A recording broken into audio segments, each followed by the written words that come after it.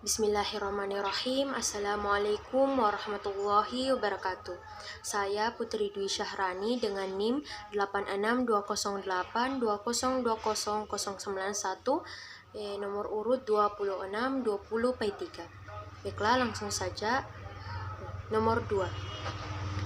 Jamak takdim adalah penggabungan pelaksanaan dua sholat dalam satu waktu dengan cara memajukan sholat yang belum masuk waktunya ke dalam sholat yang telah masuk waktunya. Contoh dari jamak takdim yaitu melaksanakan sholat duhur dan sholat asar pada waktu sholat duhur. Selanjutnya, jamak takhir adalah penggabungan pelaksanaan dua sholat dalam satu waktu dengan cara mengundurkan sholat yang sudah masuk waktunya ke dalam waktu sholat berikutnya. Contoh dari jamak takhir yaitu melaksanakan sholat duhur dan asar pada waktu asar. Syarat-syarat dari jamak takdim itu tertib. Apabila musafir akan melakukan jamak salat dengan jamak takdim, maka dia harus mendahulukan salat yang punya waktu terlebih dahulu.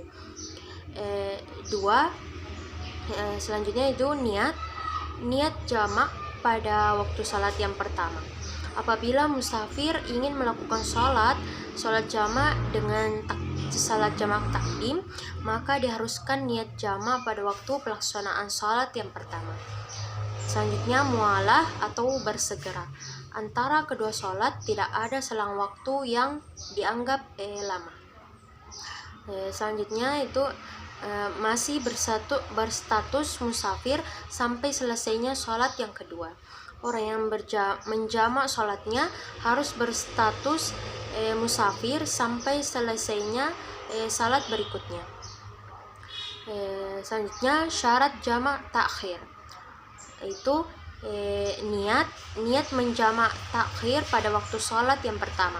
Misalnya, jika waktu sholat duhur telah tiba, maka ia berniat akan melaksanakan sholat duhur tersebut nanti pada waktu asar.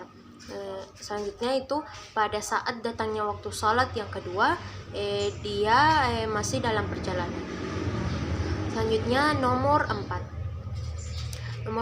yaitu 4 macam puasa. 4 macam puasa yaitu pertama, puasa Ramadan. Puasa Ramadan merupakan puasa selama 1 bulan penuh yang hukumnya wajib oleh seluruh umat Islam. Puasa ini termasuk ke dalam rukun Islam yang keempat. Menurut ajaran Islam, puasa ini atau puasa Ramadan ini dapat menghapus kesalahan dan dosa yang telah diperbuat selama ini. Setelah sebulan penuh berpuasa, umat muslim akan merayakan hari raya Idul Fitri. Kedua, puasa qada Ramadan. Puasa ini yaitu puasa yang wajib dilaksanakan untuk mengganti puasa Ramadan yang ditinggalkan karena uzur, sakit atau bepergian sebanyak hari yang telah ditinggalkan. Selanjutnya itu puasa nazar. Puasa nazar ini adalah puasa yang dilakukan karena adanya sebuah nazar atau janji. Yang keempat, puasa kifarat atau denda. Yakni puasa yang wajib dilakukan apabila seseorang melakukan perbuatan yang melanggar syariat dan hukum Allah Subhanahu wa Ta'ala. Salah satu contohnya seperti membunuh dan melanggar sumpah. Selanjutnya nomor 6. Nomor 6 yaitu surah At-Taubah ayat 60. Bismillahirrahmanirrahim. Innamas sadaqatu lil fuqara'i wal masakini wal amilina 'alaiha wal mu'allafati qulubuhum wa fir riqabi wal gharimina wa fi sabilillahi wa banis sabili faridotam minallah wallahu alimun hakim. Shadaqallahul azim. Adapun isi kandungan dari surah At-Taubah ayat 60 ini yaitu menjelaskan tentang orang-orang yang berhak menerima zakat. Orang-orang yang berhak menerima zakat tersebut diantaranya adalah orang-orang fakir, miskin, pengurus zakat, para mu'allaf, untuk memerdekakan budak, orang-orang yang berhutang untuk jalan Allah, dan untuk mereka yang sedang di dalam perjalanan. Selanjutnya yaitu nomor 8. Nomor 8 adalah 4 kewajiban orang hidup terhadap orang yang telah meninggal dunia. Kewajiban tersebut yaitu yang pertama, memandikan jenazah. Jenazah orang muslim wajib dimandikan kecuali jenazah orang yang mati syahid.